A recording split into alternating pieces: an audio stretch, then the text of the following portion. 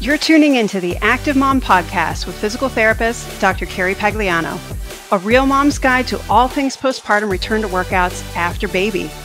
If you're a postpartum mom, coach, trainer, or physical therapist looking for answers on how to get back to running, CrossFit, yoga, Pilates, HIIT, you name it, without the fear of pelvic floor issues or doing something wrong, this is the podcast for you. Let's start the show. All right, so we have round two with now Dr. Kimberley Johnson, who joined us back literally a separate lifetime ago, back in 2021, 2022. Whole new baby. If you guys haven't checked out the initial episode, I think it ran in May 2022, so season one.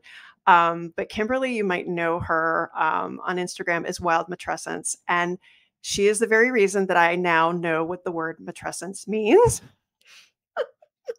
But I feel like she's just a dear Instagram friend and just a lovely person. And a few things have happened in the last couple of years. So we thought we'd bring her back on the show to talk about being a mom of two, her life with Prolapse, becoming, getting her PhD, all that good stuff. So Kimberley Johnson, Dr. Kimberley Johnson, welcome back to the show. Thank you so much. It's great to be here. And yeah, like you said, it feels like it's been a whole second lifetime, or maybe third or fourth or fifth. I don't know what lifetime this now is. But over the last few years since I was here, I finished up my graduate degree, which was a long haul 7-year doctoral program, culminating in a final clinical internship year at Rush University Medical Center in Chicago. So and before that, I had a second baby, as you mentioned. So we moved our entire family to Chicago for a single year. And now we are in the Northeast, where I am a postdoctoral research fellow at Dartmouth-Hitchcock Medical Center. So most of my work, my research has been focused on the mental health and quality of life implications of childbirth-related pelvic floor injuries and conditions. And as I discussed in my initial chat with you, a lot of that was shaped unexpectedly through my own experience of a birth injury and pelvic organ prolapse. I don't like to say that it was serendipitous that I was kind of pulled into this research area, because I don't think anyone who's experienced a birth injury would call that serendipitous. But I was already a clinical health PhD student, so in a clinical psychology with a health psych emphasis prior to my own experience of a birth injury. So I was in the right place at the right time to make a pivot to address what I experienced as a pretty major gap.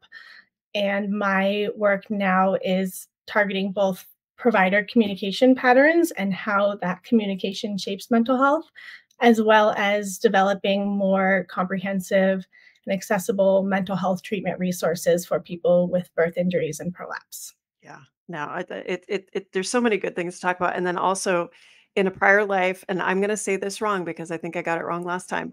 In a prior life, you were a semi-pro biker on gravel. Yes, no trail, something. Very close, very close. So I did professional bike racing on the road. So I actually have used mountain biking and gravel riding as a balancing effect for me. I did a couple mountain bike races and a couple gravel races, but as a whole, most of my athletic endeavors in kind of a competitive sense were on the road. So I transitioned away from that as I started graduate school.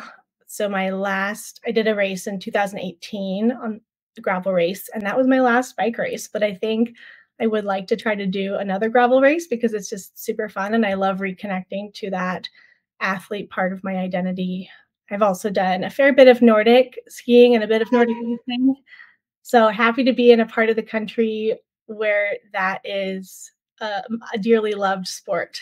Yes, that Chicago was not good for that. Chicago was a challenging year for a number of reasons, and being pulled out of nature in the way that is so beneficial for our whole family unit was probably one of the harder parts of it. Yeah. Obviously, that was a part we were anticipating. We knew that it would be a very different environment and would take much more effort to get outside. But it was just a single year. It went, quickly in ways. And so we're glad to be moving forward and back in nature. I'm so happy you're back in the trees again. I can't even tell you. Yeah, you can see them in the background, right? They're right there. Beautiful. And your little trails on the weekend and the farmers markets. It's like you totally deserve this. No, so if we backtrack a little bit, you've been incredibly open about just staying active with your kids. Your oldest is kindergarten now, which is insane. It's wild. Yes. So let's back up a little bit about like kind of even before your second was born. You were thinking about kind of you were getting more active, you were navigating your prolapse, you were looking ahead at, continuing to kind of shift over your focus work-wise into mental health and birth injuries and that sort of thing.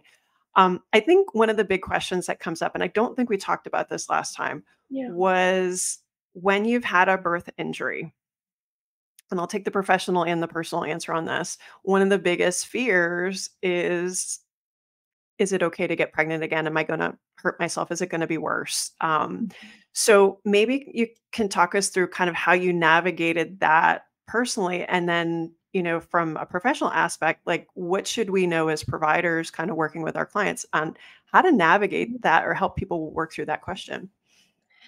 Yeah, there is a lot of uncertainty in that decision, and there is no one right answer, right? And I think one of the things that I really reflected on going into and thinking about a second pregnancy was, what are my reasons for wanting to be pregnant again and wanting to do this again? And I've heard a lot of discussion about second births being a way of redeeming birth trauma and Mm, having like a better experience. And for me, and for the way that I would advise people that I work with, that is not a great reason to get pregnant again and go through a second pregnancy and delivery because we just can't guarantee what the no. outcome is going to be. And this has ties into everything I do really, but it's when I really don't think that providers should be communicating that we can directly control outcomes, right? Because then that sets people up for disappointment and betrayal and feelings of being let down by their own bodies and the medical team. There are, of course, things that we can do to reduce risk, and I did a number of things very differently during pregnancy because even though I don't know exactly, why I experienced a birth injury and an otherwise really uncomplicated labor and delivery experience, I was equipped with a lot more knowledge and information to make proactive risk-reducing strategies. So that's the first piece is that I didn't want it to be something that I was doing because I wanted to like prove that I could or prove or try to have a better experience. Of course, I wanted that, but that wasn't the reason why. Yeah. Um, I think ultimately I got to a point around 2.5 years postpartum where I felt like I was managing my prolapse and my symptoms fairly well. I unfortunately have never been someone who's become completely asymptomatic. And for me, I think potentially a reason for that is that I do also have a levator avulsion injury, which complicates things in other ways. Um, but I got to this point where I was like, I think I've rehabbed this to the point that it probably is not getting much better. Right. And I feel stable. And I also really wanted a second child. And prolapse has taken enough from me. I don't want my whole ideal family situation to be just one more thing that I always look back and feel resentment and regret about. Of course, there was also the uncertainty of not knowing what would happen with my prolapse. Like it could get worse. But the research doesn't suggest that it's guaranteed to get worse or Right. that it's even super likely to get worse, right? Some people experience worsening, some people actually experience improvement, and some people have stability. So, I know this is kind of jumping ahead to how things went for me, but I did experience improvement in some ways and stability in most others. So I had a lot of pelvic pain between Juniper's birth and getting pregnant with my second, or I should say, having my second.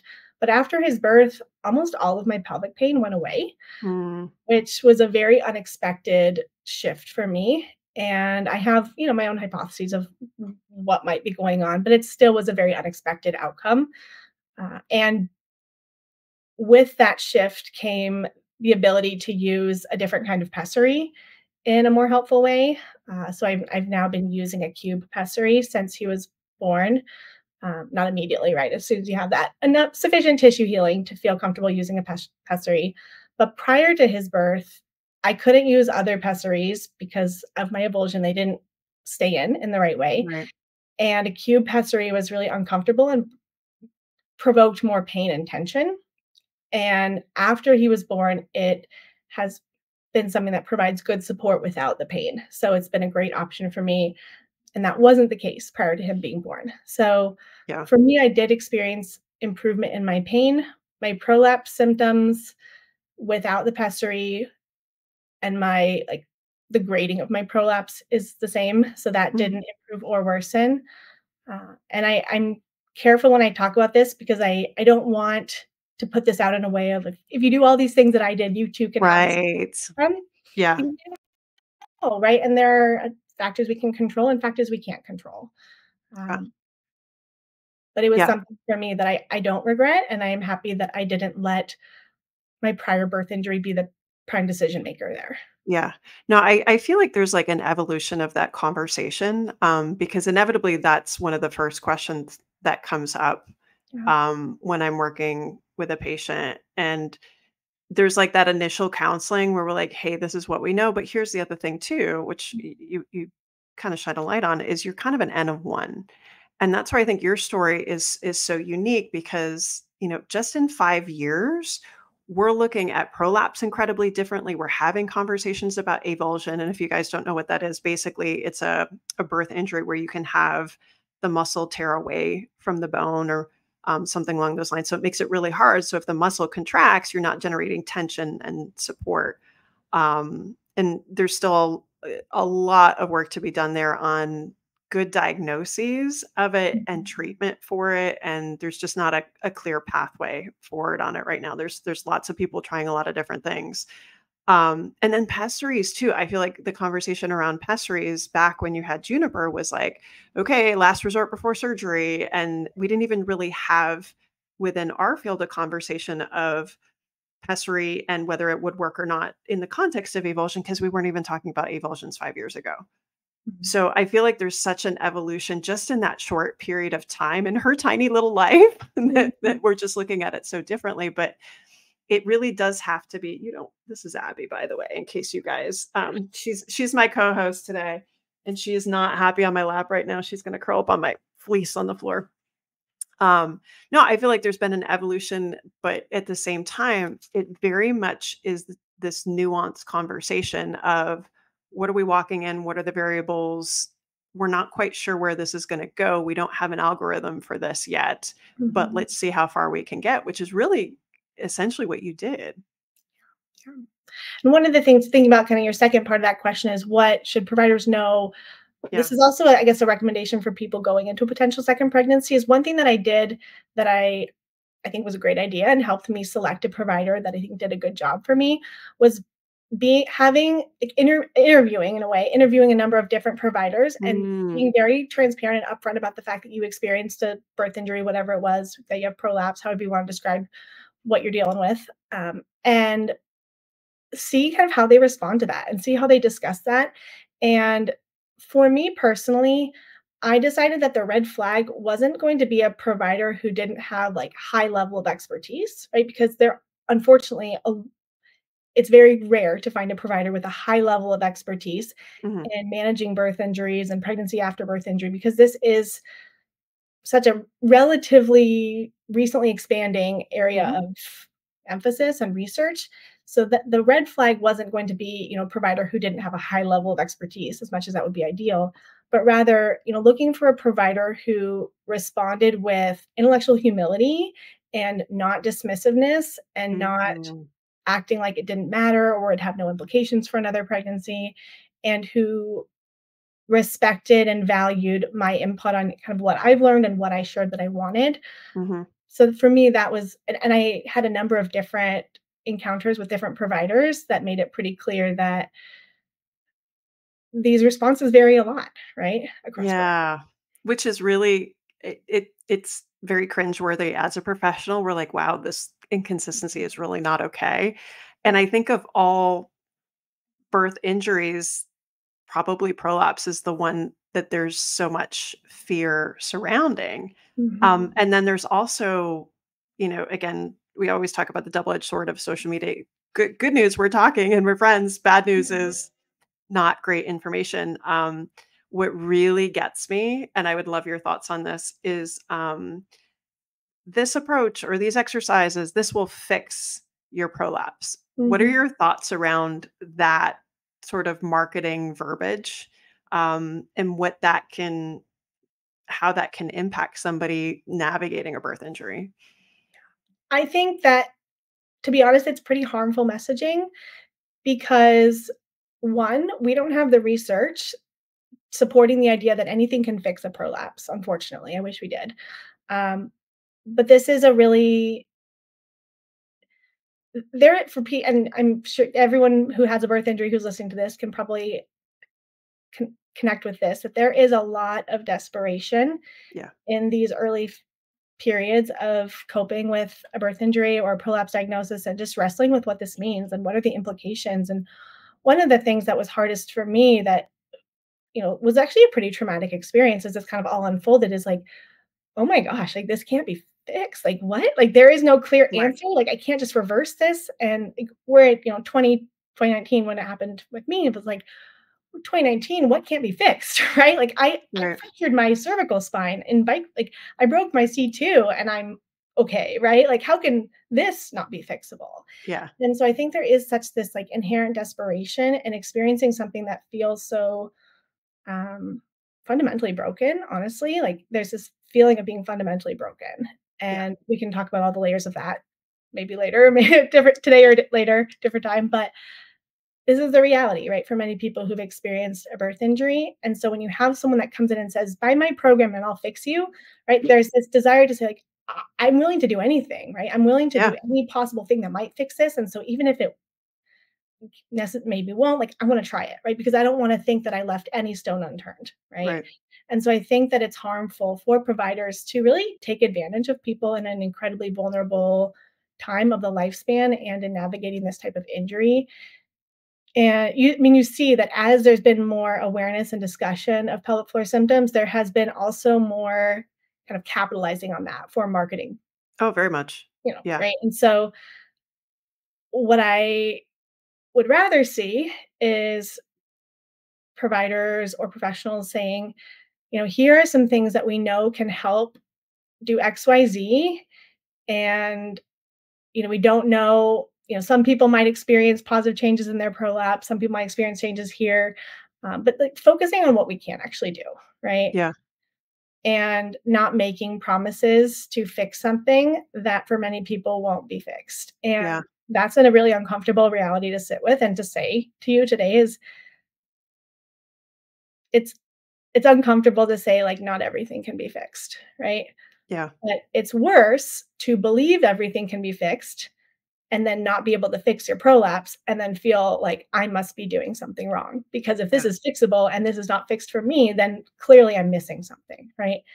And so I think that this messaging can actually foster a lot of really like hypervigilant obsessive thinking around prolapse. Because if you are primed to look out for any potential symptom so that you can make any possible modification, because if you don't make this modification right, you're not going to fix your prolapse, Yep. that really feeds into that. Yep. And one of the things that I've been thinking a lot about is as this conversation has grown, there has been, it grown and as we've included, more providers and talked about the ways that the medical system has let people down, we really started to push back as kind of a collective society on all the ways that there have been, medical gaslighting and women who've Hmm. been told, this is just in your head. And so I think the tricky thing though is that if you pull too far on any side of this pendulum, right, when you swing too Yes. far, I think we're risking swinging too far to saying like, no, it's not in your head and everything's physical, right? Hmm. To the point that we actually forget that the brain and the body are interconnected. Right. Right. And so we can't say, oh, it's all in your head and this is not physical, but we also can't say it's only physical and nothing mental and emotional. Right. Right. Because even like the International Society of Pain has defined pain as a physical and emotional experience. Right. Yeah. And so I think we're erring towards a too far pendulum swing where we take out the psychological component, right? Which is unhelpful also. Because whenever we hyperfixate on anything, it's going to feel worse, right? Right. And that doesn't mean that it is only caused by our hyperfixation, right? But it's certainly not made better, right? Which Yeah. is why I think, and this is what I'm working on in my research and my postdoc, is we need to both improve the ways that this is addressed and discussed and treated from a physical standpoint. And we also need to develop better resources to support the mental health and the coping processes for people who've experienced this. Yeah. Yeah. No, I think back to how I was originally trained, 25 years ago and how to address Mhm. this. And I think it's very similar to the average person's introduction to prolapse, is that, it's taught that it's very mechanical, organs out of your body. I mean, I was also 22 when I was learning this, so I didn't really have a good reference point. Yeah. Um, so you're horrified, and of course, then you do Google search, and of course, if you're in a class, you're given all like worst case scenarios. Um, and then, 25 years ago, our instructions were basically anything birth related. You're going to do pelvic floor muscle training, aka Kegels, Yeah. or when that doesn't work, they're going to do surgery. And we weren't fitting pessaries back then. We weren't even remotely talking about exercise and being active back then. And so that was my introduction. And it Mm. wasn't literally until I'm going to say 5 to 8 years ago that you realize there's nuance to this that's far more relatable to treating patients with chronic pelvic pain, where it very much is this holistic, the brain makes decisions based upon the information that comes in. It's not, this is a paper cut, you feel pain. It doesn't work like that at all. Right. But being aware that, on one hand, we have people that literally vaginal wall is out the door, massive prolapse. They're not aware of it at all. It doesn't bother them, no heaviness, no pressure. They just stuff it back in to get out of the way when they go to the bathroom versus the person who you can put them in any position to assess them. You barely notice any sort of prolapse, Yeah. but they're feeling it all the time. So the only way that those two realities can exist is if it's not straightforward mechanical. And but again, Mhm. I don't think that's too nuanced when, you're sitting in a OB's office, you're hopped up on, crashing, burning hormones and, your baby's crying and all this stuff, and they say the word prolapse, and the first thing you do is go home and freak out. It's like, Right. that we gotta do a little bit better. I Yeah. mean, do Yeah, you right now, the way go that providers are discussing prolapse, both prenatally and, in response to diagnosis postpartum, it's not cutting it, right? It's not good enough right now, no. and it needs to improve and it needs to shift. So that's something that I'm really passionate about. And at the same time, I'm in an interesting position of being someone who's integrated in the medical system, right? I'm a reproductive health psychologist. Well, I should clarify the term because I'm not a licensed clinical health psychologist until I pass my EPPP, but that is coming. Done all the things, right? So very quickly, I will be a licensed clinical health psychologist, working as a postdoctoral fellow right now, taking referrals from OBs, pelvic floor PTs, urogynes, and it's hard because I see and I also have the unique perspective of being someone who's experienced this, right? And Right. who's had so I'm both seeing the patients for therapy, I'm working collaboratively with the providers, and I'm also someone who's experienced this personally, right? Which gives me a very unique front row seat to all the things. And it's tricky, to be honest, because I have experienced a lot of really disappointing interactions with providers that felt left me feeling very let down. And I know from my own experience and talking with patients that the way that providers are communicating is not great, right? Not saying that all providers are bad, but by and large, there is a lot of room for improvement.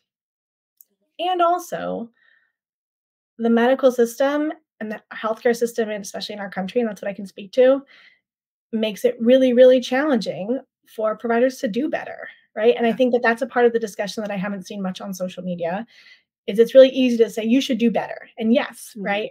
But the systems that are currently in place do not really support providers in being able to do better, right? Yeah. Because providers are really overworked and burnt out and working super long hours and also only given 15 minutes to see patients, right?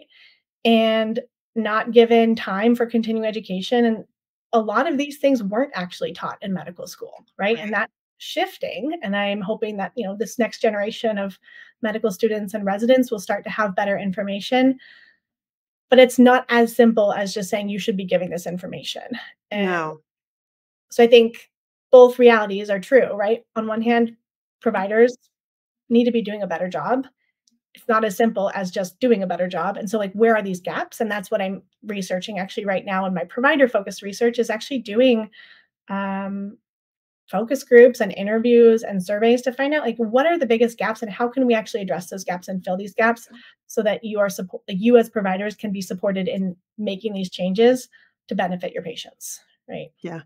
No, I think that's it's a tricky conversation, like you said, because we don't have the systems in place to support a lot of this stuff. And then on the other hand, we have this huge surge in information that's available to the average person.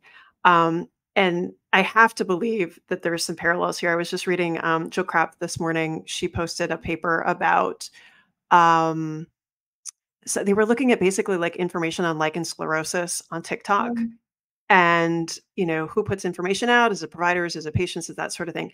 Over 50% of the information in this particular sample was incorrect. And so then it's like, oh crap, um, this can't be the only diagnosis that this is happening with. It stands to reason that there's parallels in other diagnoses. I think we can all agree to that.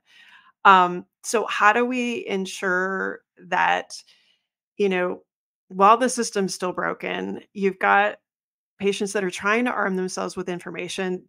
It's really hard to vet quality information. Like, do you go to a provider and say, all right, well, you're not up to date on this stuff. I'm out. I'm going to get a new one. And maybe you live in a place where there's not a lot of other options. Or, do we partner up and say, hey, you're not up to date, but here's some things, and at least give them the opportunity to help. But again, it shouldn't have to go back on the patient to educate their provider. But good exactly. Lord, like, I feel like there's so much work to do. I mean, what are your thoughts on that? Yeah, I think one of the things that I've been thinking about is, ideally, there could be like an embedded patient educator, right? Because then that could be someone whose whole role was to comprehensively, have these education discussions with patients and Yeah. help get them connected to the right resources. Healthcare systems would have to decide that they wanted to invest in that. So we'd have to show that this is a good idea. I believe it is, and you just have to show it.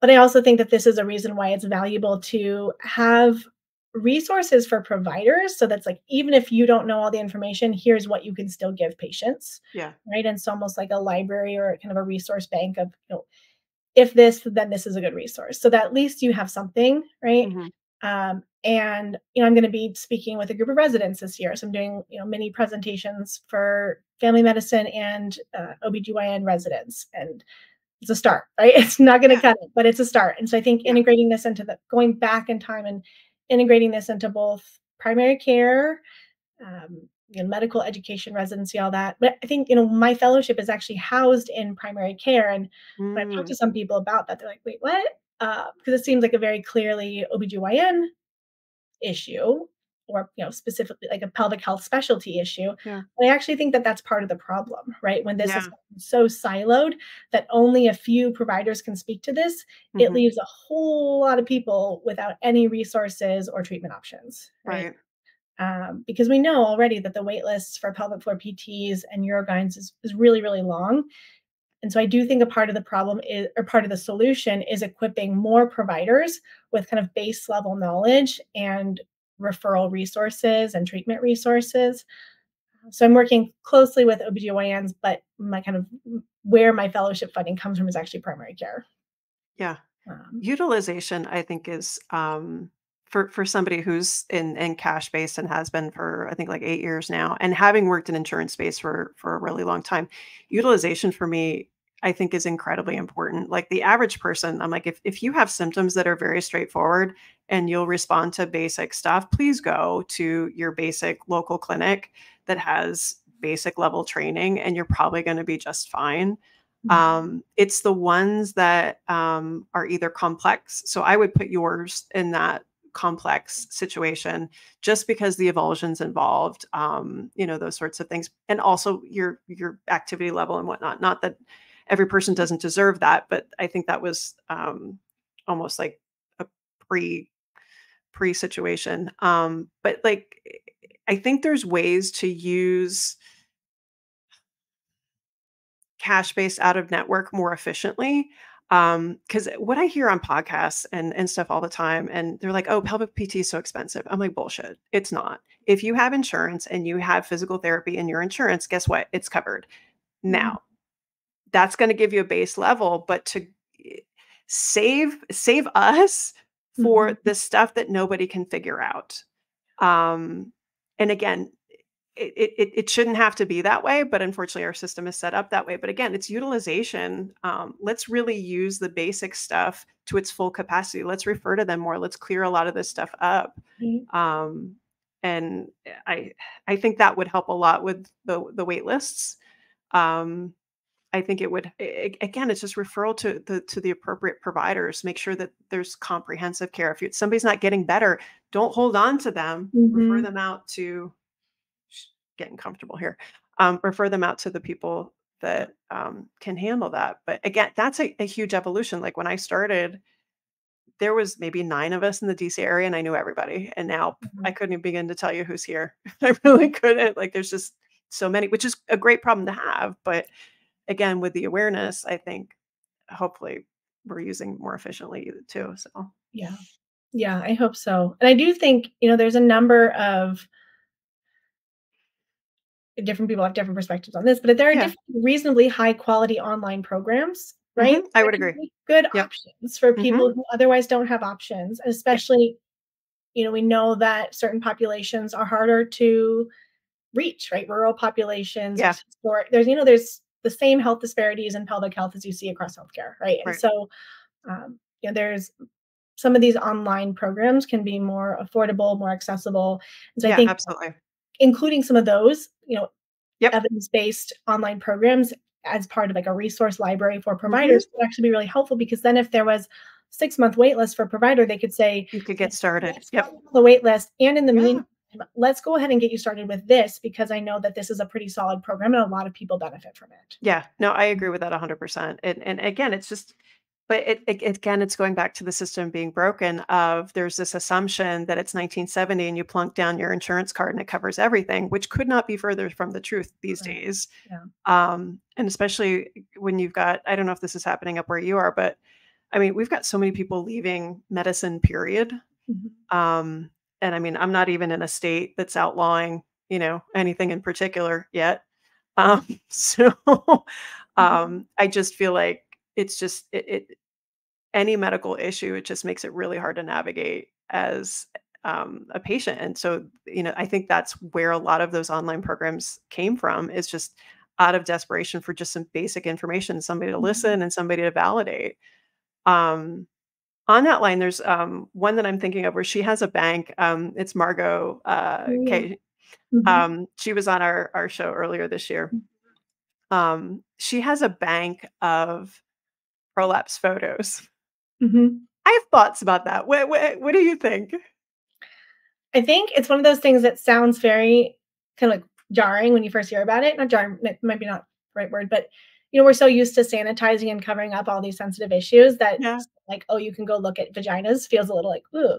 But I think once you kind of let yourself get past that, I think there is benefit in knowing that there is a range of vaginas, right? Mhm. I mean, this is similar to you've probably seen like the vulva projects of showing different kinds of vulvas, and this is Yep. not related to any type of birth injury or prolapse, but it's just showing natural variation, right? Right. Um, and I also think there is something to be said for this being like the fact that it is became like a necessary and helpful resource says Yeah. something about the type of care that people have been receiving, right? Right. Where they can't get these answers from a healthcare provider and they will get an exam and the provider will say, well, everything's normal. And like, turns out, no, they actually have a grade 2 prolapse. And so Yep. like, provider could have said that, right? They could have said, you have a grade 2 prolapse and this is actually fairly common. And here are some resources, right? Yeah. Like it Right. doesn't have to be either or, where you either don't talk about it at all or you are the most fear mongering, distressing, inducing. Right. That's the challenge as providers, like, oh, I can't talk about this. And, if I see a prolapse and they don't know, like, if I tell them, then they're going to be really upset and distressed. And like, yeah, maybe, but also do people deserve information, even if it Mhm. would be distressing? I would argue, yeah, right. And so I think if people want to look at these pictures, that's fine. Like that's Yeah. that's their choice. Yeah. right? And if they find that helpful, okay. Um, assuming which I believe, knowing Margot, she probably is, like, Yeah. being sensitive and careful about Yep. the privacy of these photos Of and not course. Yeah. storing things Of in a way, course. right? Like, Yep. that's not a given, right? Healthcare Yeah. providers all do their best to protect privacy and confidentiality. Um, yeah, I guess I don't have a lot of in-depth thoughts on it, just Yeah. that it can be helpful Yeah. to see that you're not the only one Well, with. I think prolapse is tricky in that it's one of the few things that there's something to see sometimes and sometimes Mhm. not. And so I Right. guess that the thread I'm trying to pull here is, that patient that they're looking all the time and they never looked before. Mhm. And again, if we're going to draw these parallels in the conversation, with pelvic pain, one of the things, there's a whole kind of line of what we call danger safe. This is all like Lorimer Mosley, David Butler kind of stuff. For those of you guys that are PTs, so like things that you say and do, things that you see, things that you think and believe. So I will have patients sometimes where like if they're so like looking down and measuring, I was like, but again, we this is bias. We don't have a reference point to pre, but then also like when they look, they're they're not looking because they don't feel something. They're looking probably because they are.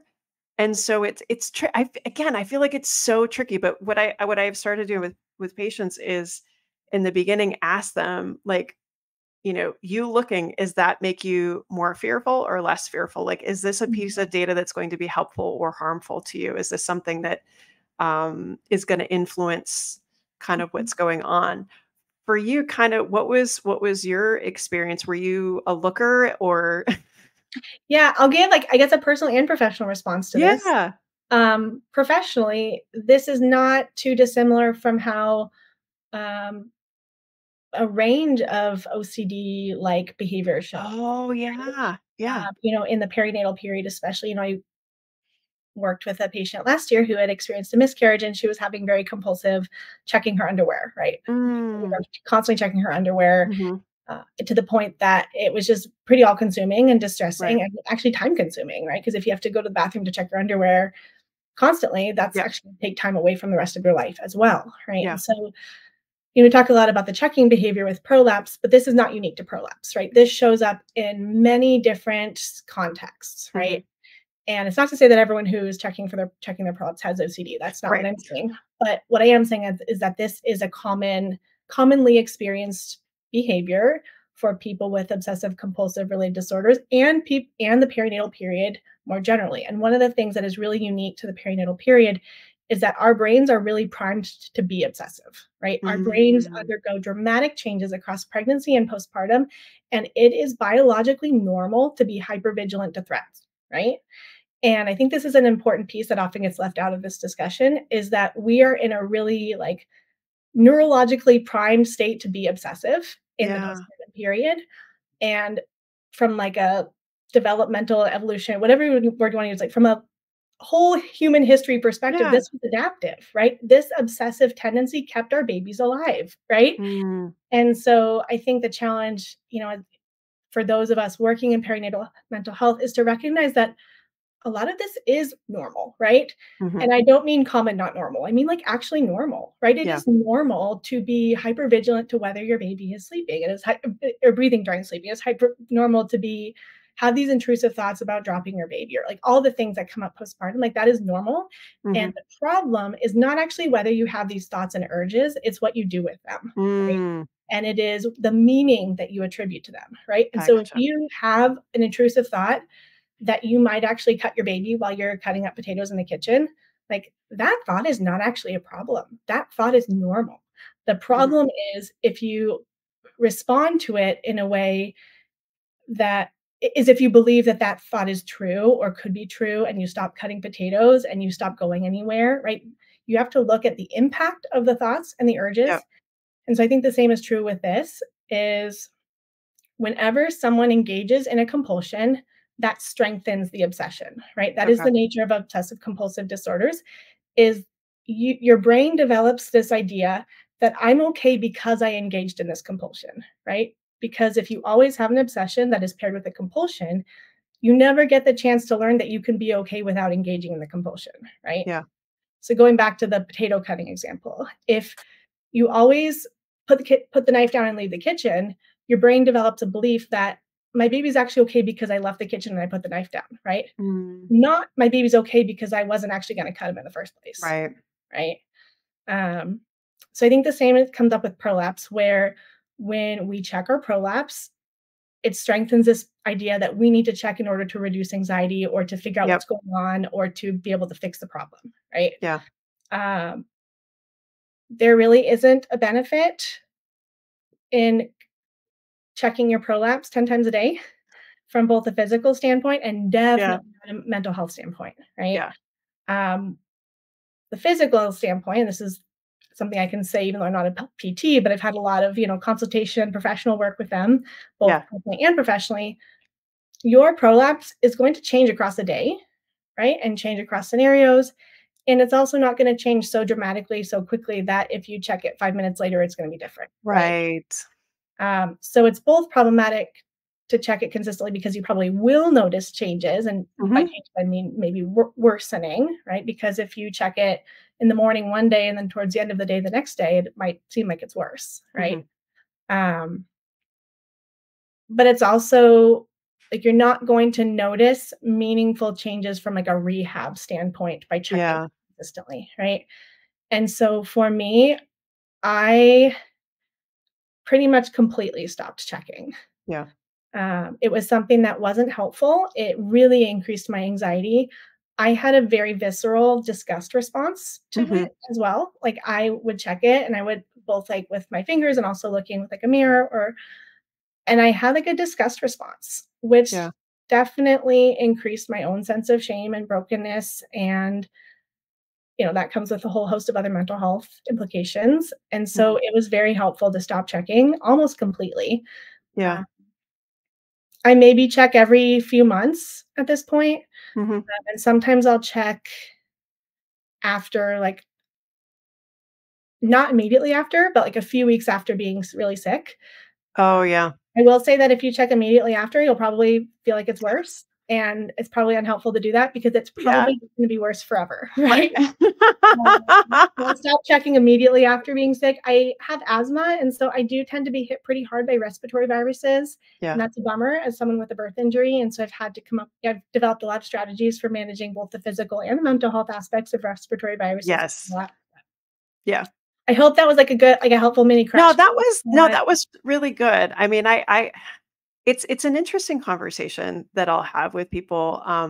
For me, it's an opportunity to provide consent, I guess, in Mhm, an odd sort of way where, um, there's some people that having that information is valuable in helping them mhm, understand, but also having that information can be triggering, harmful, like that sort of thing. And sometimes people don't know what that information will do. mhm, And so I feel like I feel a responsibility understanding that it can go both ways to read the situation, provide that opportunity for consent and be like, hey, do you want to look or do you think that's going to freak you out? yeah, Do you think it's going to be helpful? And a lot of people are like, nope, don't want to see it. I was like, great, perfect. I'm glad, mhm, it's all fine.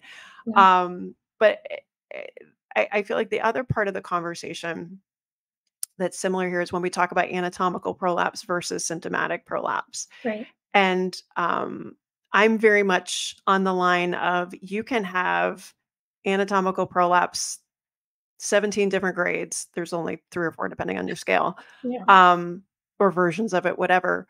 But really, my personal opinion, having navigated this myself, is it comes down to the symptoms. Like, I personally do not care what's going on down there as long as it doesn't get in the way of my day and what I want to do mhm, and have those symptoms interfere.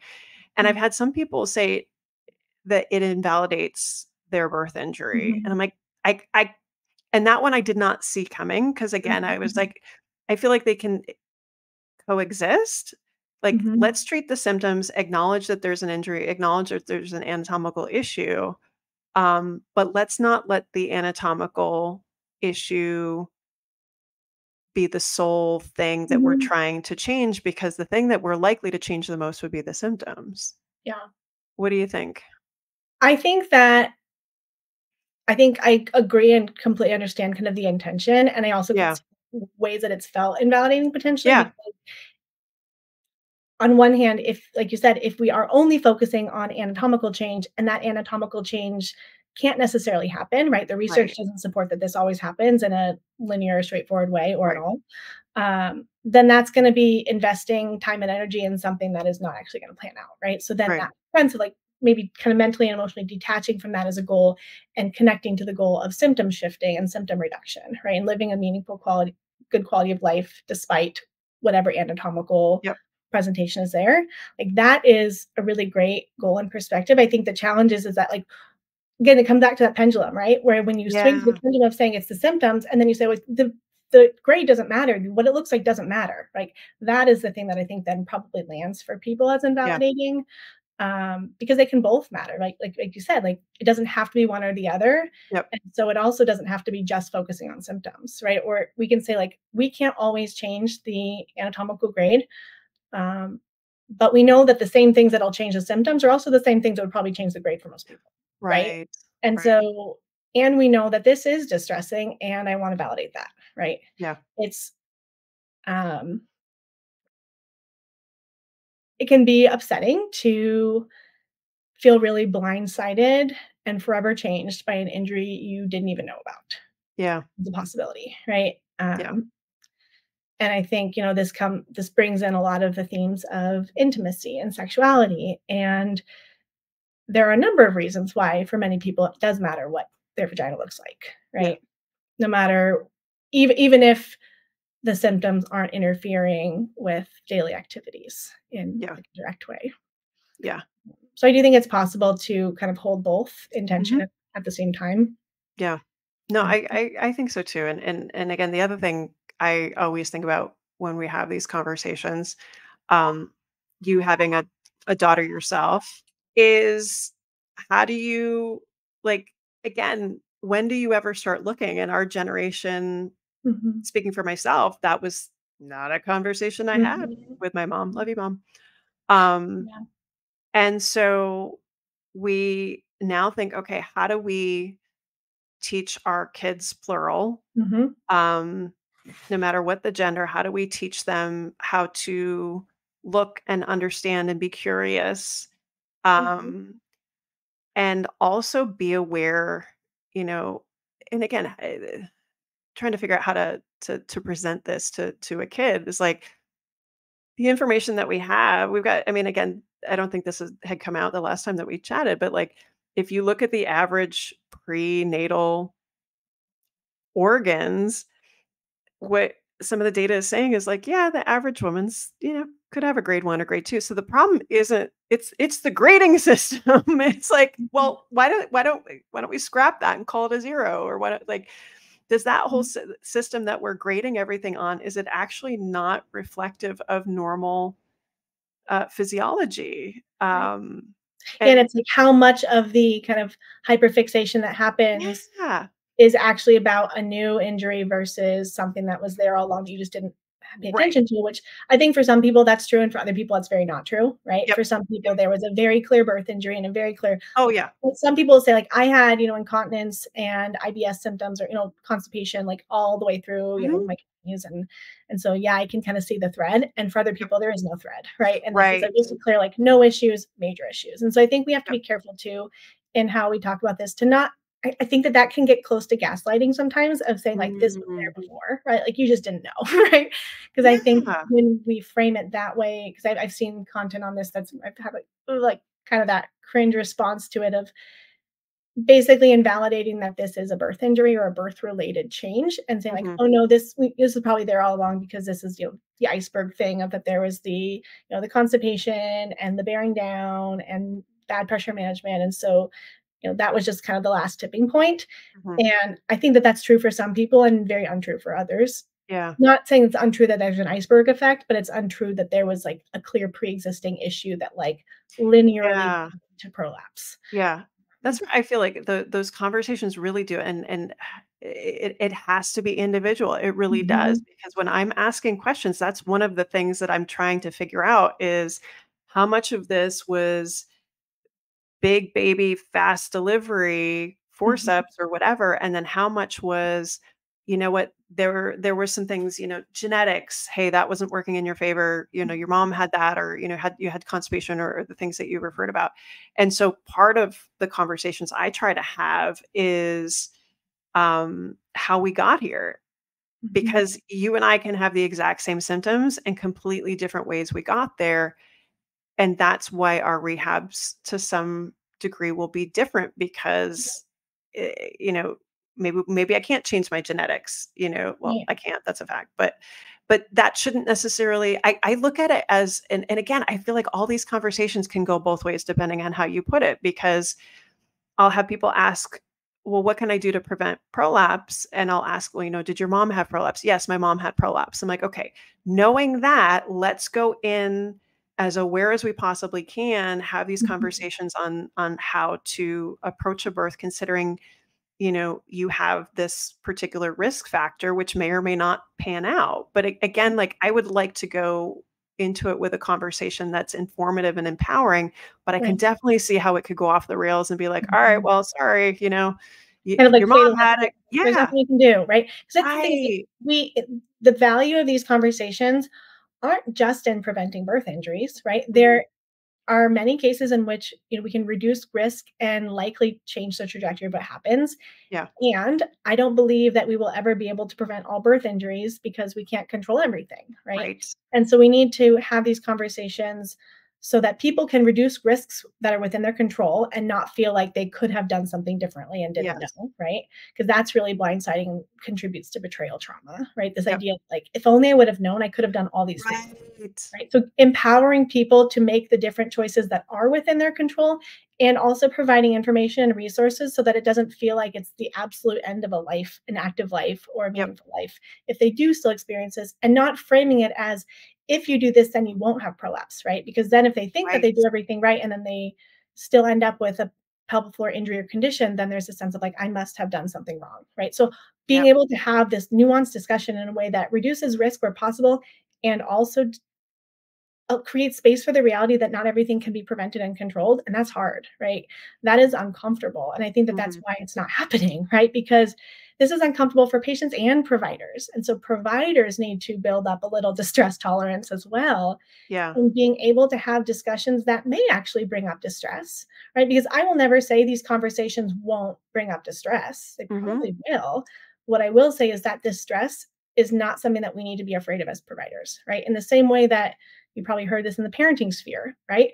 Our job as parents isn't to reduce our children's distress, right? Distress is a part of life. Our job as Mhm. parents is to create space for the distress, normalize it, allow it to be there, and equip our kids with the coping skills to be resilient even when they're distressed, right? And Yeah. to manage that distress and know that they won't feel that way forever. Um, and obviously, we're not providers, not parents, and patients aren't children. But like the analogy is that like distress is a part of life, right? Mhm. And so when providers are making their decisions based on what will reduce patients' distress, Mhm. and those choices are limiting information that private patients should have, like that's a Yeah. right? Um, and that's where the mental health piece comes in too, right? Where when we know that there are resources for mental health, then it allows providers too to be able to give those resources. Yeah. There's so many questions here. Um, Living in a city, and I feel like I'm allowed to say this having lived here for 20 some odd years, um, we like to control things down here, and I'm pretty sure we're not the only place. We have a lot of moms that would go into that geriatric over 35 category, very, well educated, very knowledgeable, and there's a certain um sect of people that, and again, I'm going to put myself in this category because thought that I was. I'm like, oh, I'll do everything right, and then you think that you're doing everything right, and it doesn't turn out as planned. Yeah. Um, how can we? I guess as those of us that are in kind of the prenatal pelvic health space, what can we do to find help when we have somebody that, maybe they're at higher risk potentially for a birth injury, but an example I'm thinking of is, you get the late 30s, early 40s. I'm going to do everything naturally, and Mhm. um, that might not go as planned. Or like I'm not. They demonize certain things like epidurals and C sections, and Mhm. they've read all the readings that says your doctor is actively working against you. All that kind of stuff. Like Yeah. how. Where do we go as providers? I mean, we have our own experiences and stuff that we can talk about, but how can we best support them maybe with another provider like yourself?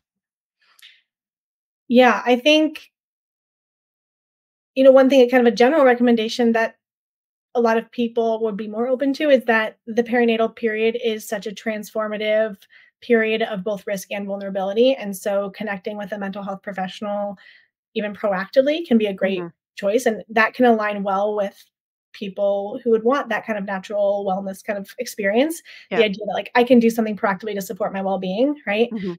Um, I think it's helpful for people to be, even people, I mean, and I say this as someone, like, I had a home birth, right? So, like, I could arguably be in that crowd you're talking to, right? Of, I didn't feel like I needed to be in a hospital setting with my own unique kind of constellation of risk factors. But I Mhm. also did have it, for example, for my second birth, I had a pretty low threshold for transfer, right? Mhm. And so I think that that can be a helpful conversation, is like, this is a great goal, right? And no, not everyone needs to be in a hospital setting. These Mhm. are the cases in which this can be a really good, this would be for like a birth, but Right. someone who went to a hospital setting and they had their goals of certain types of delivery or birth preferences, yeah, birth preferences, you can validate those preferences, right? Because it's not helpful for anyone to invalidate what they want, right? Right. And also then talk about how, for many people, this works out well. For many people, it doesn't. And it's really helpful to think proactively about, those potential decision points and how you'll Mhm. make informed decisions, so that you're not having to think about it for the first time when you're in a potential crisis point, right? Yeah. Because I Yep. think that's what's really hard about the idea of informed consent during labor, is that it's actually not a time in which people can get No. informed consent, right? It's such a high intensity, all consuming experience that you Yep. can't actually think critically or logically all the Yeah. time in those moments. And so I think encouraging and empowering patients to think through pros and cons of Yeah. various decision points in pregnancy and labor before they get into a crisis is Mhm. a really wise way to be thinking about and approaching labor. Um, and I think that how providers talk to patients during those decision points really matters, Yeah. right? Because at the end of the day, and we don't have probably time to talk about this with a few minutes left probably, but the conversation of C-sections, right? And elective C-sections, and should people be allowed to have a C-section Yeah. if they want to? And I think that providers have to, I mean, this is true across healthcare, right? Providers can give information about risks and benefits of different Yes. decisions, but at the end of the day, it is a patient's choice, right? And then Mhm. patients are allowed to make decisions that differ from the ones a healthcare provider would recommend, right? Yeah. And so I think as healthcare providers, working to give that information on all the options, right? The risks and benefits of all options, not just the one Mhm. that you don't want them to choose, right? Right, right, right, right.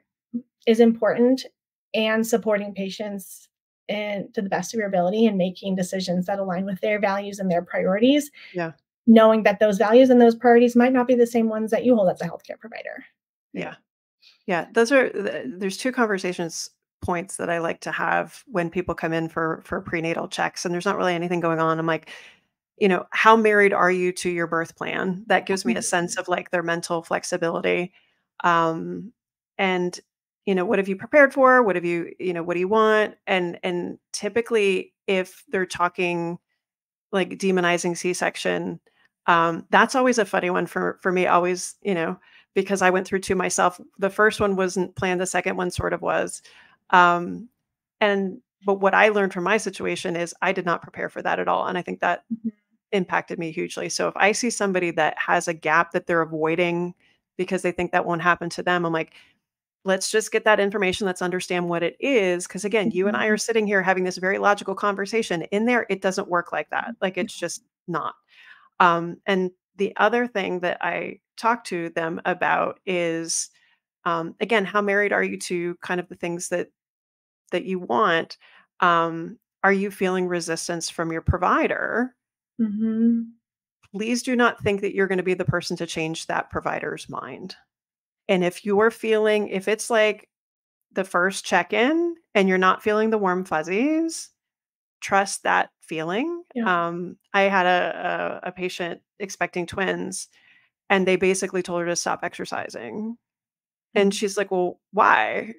And you're like, "Oh, well, you're having twins." And she's like, "Nope." And she texted me and she's like, "Hey, so is this?" I'm like, "Nope. If you don't have warm fuzzies, Yeah. move it along." And she's, Yeah. she hasn't delivered yet, but like she's doing great, has been able to be active the whole time on top of things. Things have gone really well. Like you're not going to be the person to change that provider's mind who's been Right. doing it that way for that many years. And again, Mhm. it's neither good nor bad. It just is. It's like align yourself with people, kind of like what you said, the Mhm. values are similar. And it just, again, you only can do the best you can with Mhm. the information that you have at the time. And if you surround yourself with people with similar values and outlooks and things like that, that is the best support that you can set up for yourself.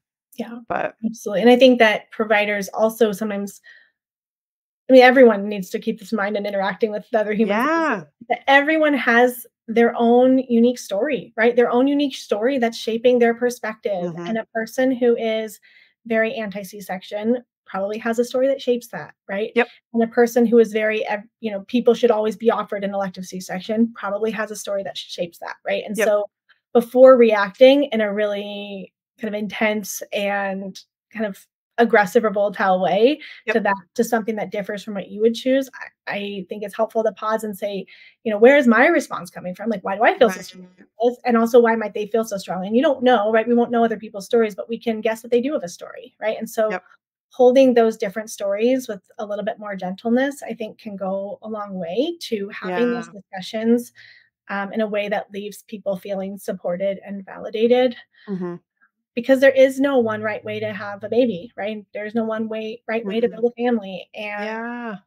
um, I think that, it's a lot of providers are scared of talking about C-section as elective C-section as a valid option for reducing birth injuries. Mhm. Research is pretty clear that it does, right? It's not the case that a C-section will be the best choice for everyone because it also comes with other risks, right? And so I Mhm. think we have to be willing to have this nuanced conversation of like, what are the risks Right. and benefits of all these different choices? Yep. And what risks are you most willing to tolerate? And what risks Mhm. feel like absolutely not for you, right? Yeah. If you have a choice. And I think that's the hardest conversation the first time around because no one knows how that's going to work out for you. You're making your best guess.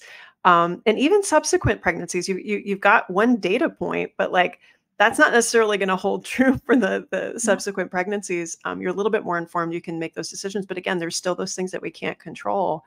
And it can be really hard, I think, especially for us older moms that, we've controlled everything in our lives up until this point. And I feel like it's like a crash course in parenting. Like you're gradually Mhm. like, yeah, no, you don't have control anymore. Yeah, it definitely is. I mean, there is research that kind of more like perfectionistic, high control people tend to struggle more postpartum, right? Yeah, Because whether or not you experience a birth injury, there are going to be so many things that are suddenly outside of your control that you think you do all the right things in all the right ways and things still yeah, turn differently, right?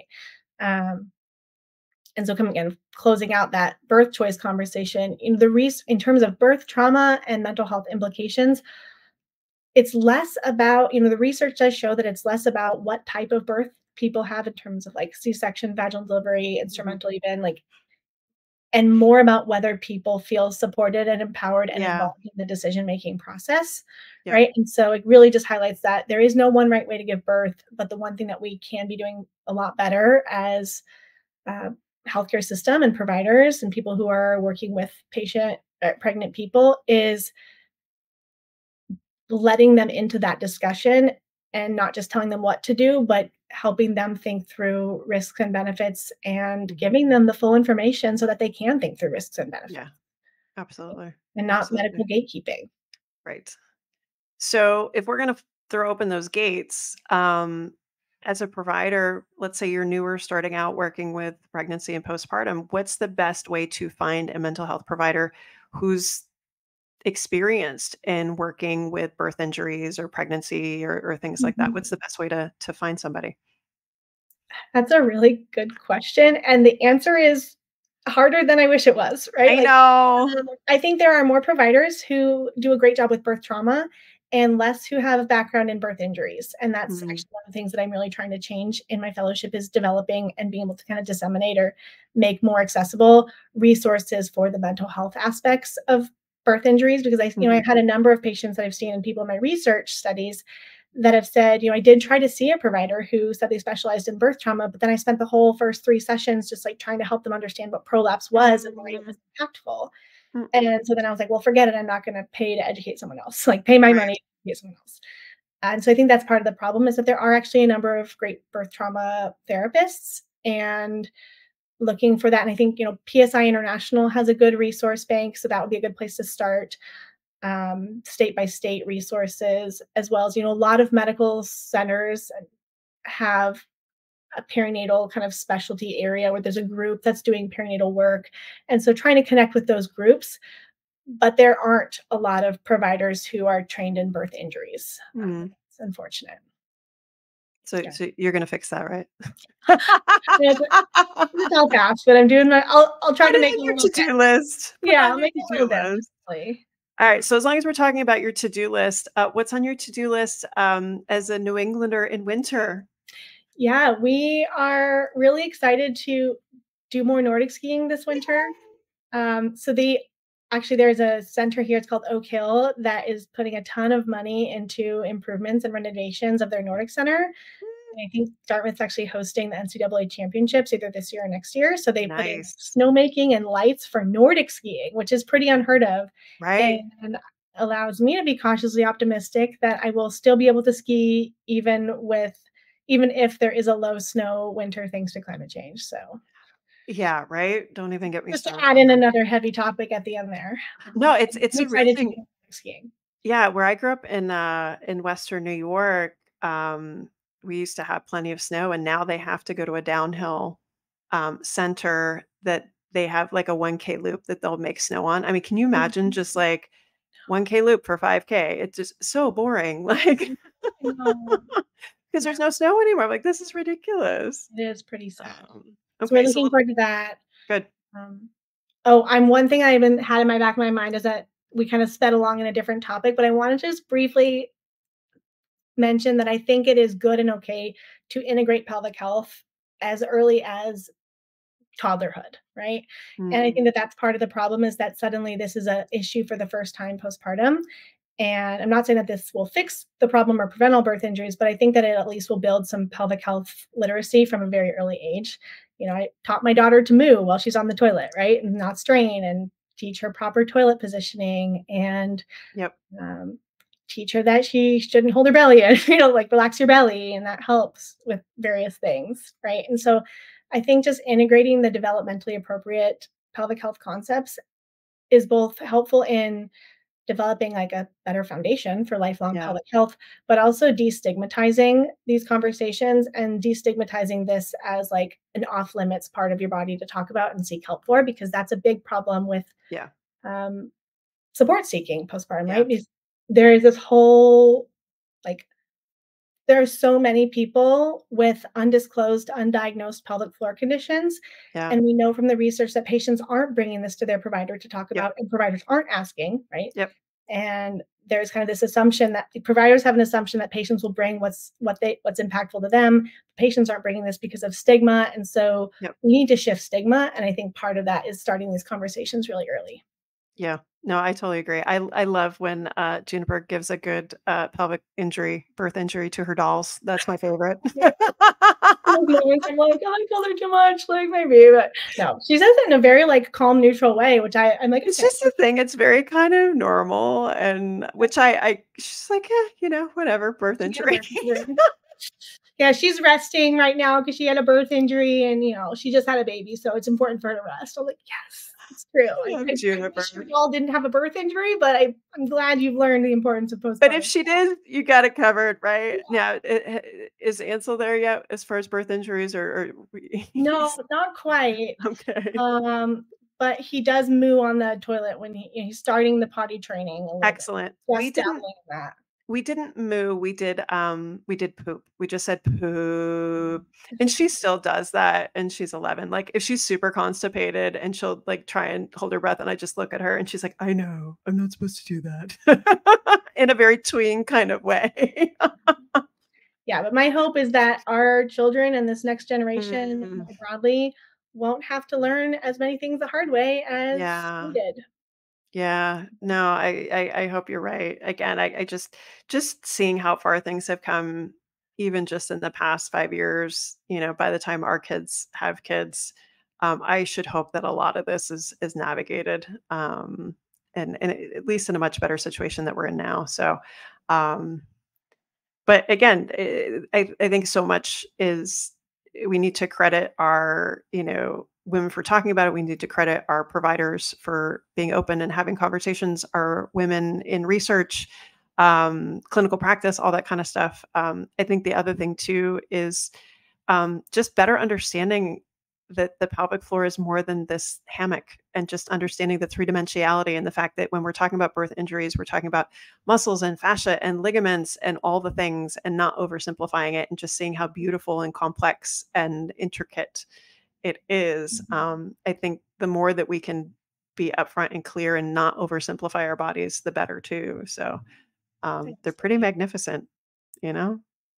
Yeah. And when we allow our brains to work for us and not against us, that can play a big role in how these Yeah. injuries and the conditions and pelvic health Yeah. experiences um, are embodied, really. We 100%. need to integrate 100%. and not push out the mental health aspect, Yep. even as we push back against historic medical gaslighting. Yep. No, exactly. And I feel like it's just worlds apart from where we were when I first started. The fact that this just this very comprehensive approach to it. Hopefully, it just keeps getting better. All right, we have a new little thing here since the last time you were on the show. We have a couple of basic questions for you. Book you're reading or podcast that you're listening to right now. Ooh, I just started reading Enchantment by Catherine May. Who Oh He's yes. the one who wrote Wintering, which is Yep. another good book many people may have already read, but I'm really loving Enchantment because it really tackles the kind of burnout and disillusionment, especially post-pandemic, a lot of us have experienced or are experiencing in some form. Hmm. She just has a beautiful writing style and a way of She capturing does. really authentic human experiences. Yeah, she does. There's a third book, and I cannot for the life of me remember what it is. And I forget which one where she did the hiking around. Um, Yes. I know is what it? you're talking. Do you know which one I'm talking about? I know, but I mean, I could run over and grab it and look because No, it's it's fine. It's on my nightstand at home. No, yeah. I told you, like, I read Wintering every year Mhm. when because it's by month, and so I'll read September and October and October. Yeah. And it she has a lovely writing style. I don't think it's everybody's cup of tea, but like Mhm. if you are into just like slow, very thoughtful, introspective sorts of things, and she's navigated a lot of chronic issues and stuff as well. I think it's a good read, Mhm. especially if you're in this space and you have the mental space to kind of work through it. So huge fan there. Good. Yeah. All right. I'm going to tweak this question. I was going to say favorite activity since becoming a mom, but I'm going to say Mhm. favorite activity since becoming a mom and moving to New England. Mhm. You get to change it. Okay, mom, since the last 2 months, so I'm thinking my favorite activity over the last 2 months. Yeah. Um, oh man, I'm Not sorry. getting your car broken into, things No, stolen, I'm packages. yeah, like not get a converter stolen or not be able to walk outside in the dark. That was her welcome to Chicago, was you I got your know. car broken into the first night, wasn't it?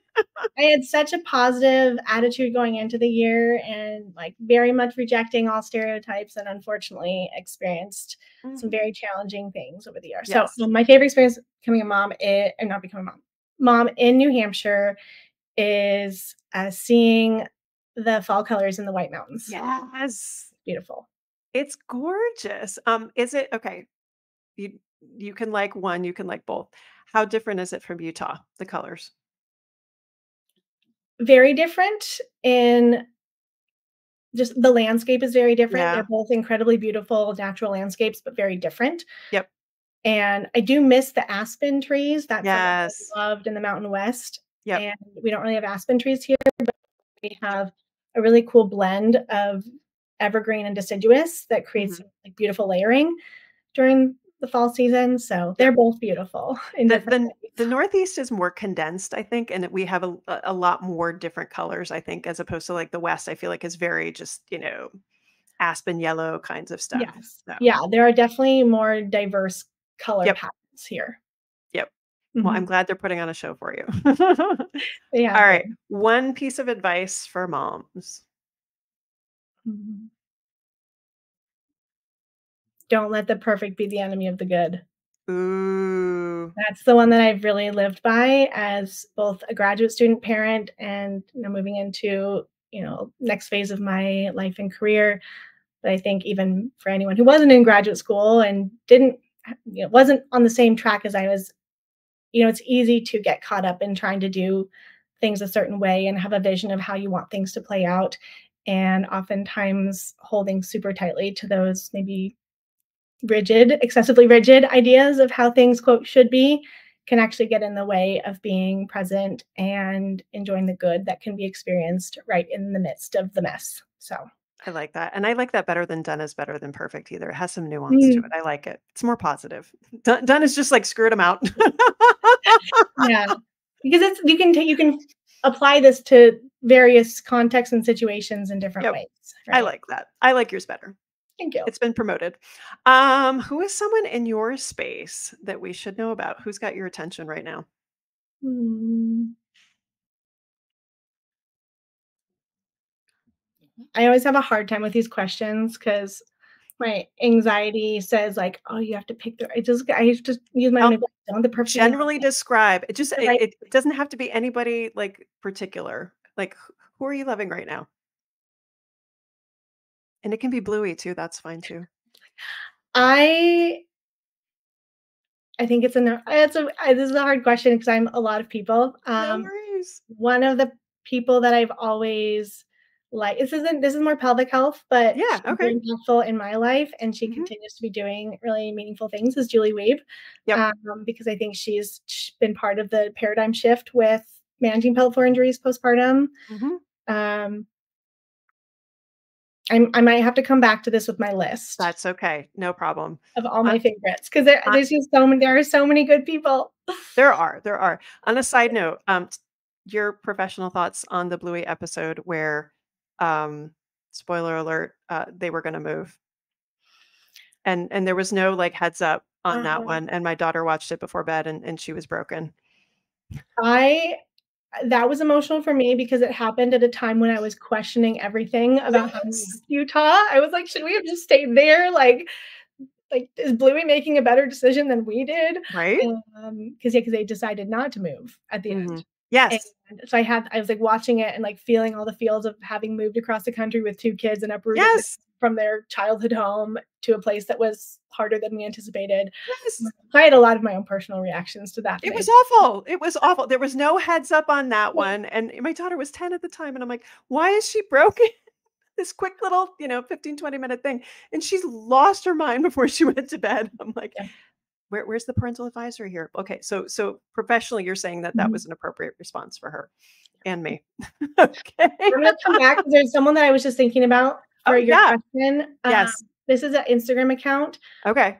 called Motherhood Untitled, and one of the Oh. things that I appreciate about this account is that this account has been talking a lot about career pauses, and not that Mm. I'm doing a career pause, but I've spent a lot of time over the last few years really intentionally reflecting on how to integrate my values and my commitment to being a very present and involved mom with also Yeah. having high achieving career goals and what Yep. that means for a long kind of sustainable career and giving myself permission to evolve a career in a different way i- to look different than maybe I had envisioned at the beginning Yeah. and not see shifts in productivity as like losing ambition or laziness. Yeah. I think that she speaks to this topic of just like career evolution and pausing to stay home, Yep. returning to work, doing part-time, like just really flexing based on what your values are and aligning your life with those values.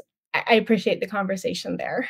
Yeah. I think that's It's super obviously not as simple as stepping back from work if you don't want to work and going to work if you want to. Like there's a lot of nuance in this, and we could have a whole podcast about this, but I like the conversation that she started Yeah. about, leaning into motherhood in more ways in different phases of your life and leaning more into career in different ways at different Yep. phases of life. Um, so Yeah. No, I agree. We could have a whole separate conversation about that and childcare and all the yeah, things. thank you. We'll do Like another five one different another points time. here. All right. And then last one, what's it mean to you to be an active mom? To me, it means staying connected to movement and physical interests and goals in an evolving way, right? Not holding myself to the same standards, but also not um, letting myself fall into the trap of because I'm not at this level, I can't do anything or I'm not active anymore, right? Like allowing my athleticism to shift and evolve over time. And right now, that means a lot of trailer ride, like riding my bike and pulling them in the trailer. And maybe we ride to the farmer's market and maybe we take a long stroller walk up to town. And maybe I'm not doing 4-hour bike rides on the weekends right now, but that's okay. And that doesn't mean that I'm not active. It's just my activity looks different. Um, yeah. Yeah. No, and give us another couple years, and I'm sure it's gonna be different again. You're gonna be sidelines on games and all sorts of crazy stuff. So we'll have to make a date of that in a couple of Yeah. years and see where the kids are and what you're up to then. All right. If you would like to know more about Kimberly, you can find her on Instagram, Wild Matrescence. And this is our season finale. So Wow. congrats. I thought there was just going to be such a good conversation to have. But thank you so much. You're always so open and vulnerable and sharing your story and kind of what you've learned and just kind of how to we're learning this every day as it goes, but at the same time, you're walking the talk and taking what you know as a professional and sharing that back with us. So immensely appreciative of that. So thanks for being Thank you. on and all that you do. Thank you so much. It was wonderful to get to come back here and chat about all of the things that have happened since I was here 3 years ago. Yeah. All right. Ski date, right? Yeah. All right. Thanks so much. Yeah. Did you enjoy the podcast? If so, leave us a 5-star review on iTunes and tell a friend to do the same. Are you a postpartum mom or postpartum pro wanting to know more about getting back to running after baby? Check out all my free goodies on carriepagliano.com. This podcast represents the opinions of Dr. Carrie Pagliano and her guests to the show. The content should not be taken as medical advice and is for entertainment purposes only. Always consult your healthcare professional for any medical questions.